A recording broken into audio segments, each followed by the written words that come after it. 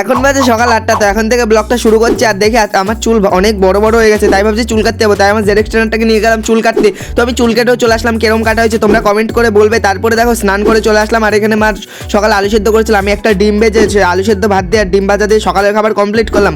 আর আজকে যেহেতু সানডে তাই নিয়ে এসেছে দেখো চিকেন। তো মা এখন চিকেনটাকে দেখো মেরিনেশন করে নিচ্ছে ভালো করে। আর এখানে দেখো রান্নাও বসিয়ে দিচ্ছে। সবার প্রথম চুনো মাছ না কি বলে, মাছটাকে ভেজে নিচ্ছে। আর ওখানে ঘাস পাতা আছে। আর এখানে দেখো আমি সেলুন থেকে আসার সময় একটা কাকা আমাকে রাম মন্দিরের মানে নিমন্ত্রণের কার্ড দিয়েছে।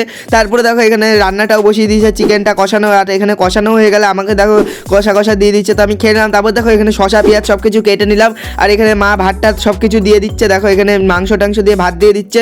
তো এটা দিয়ে আমি এখন দুপুরে খাবার কমপ্লিট করলাম। কমপ্লিট করে ঘুম থেকে ওঠার পরে মা এক গ্লাস আমাকে দুধ দিয়ে দিল কফি খাওয়ার জন্য। তাই আমি দুধটাকে গরম করলাম। তারপরে আমি দেখো কফিটাকে ভালো করে ঘুটিয়ে নিচ্ছি। তারপরে আমি এখানে দেখো কফির মধ্যে দুধ দিয়ে দিচ্ছি। আর এখন কফি রেডি। তো এখন কফি খাবো। বাই দ্য ওয়ে, আমি কফি খাই, তোমরা এখন মিনি ব্লগের জন্য সাবস্ক্রাইব করো। ততক্ষণের জন্য বাই।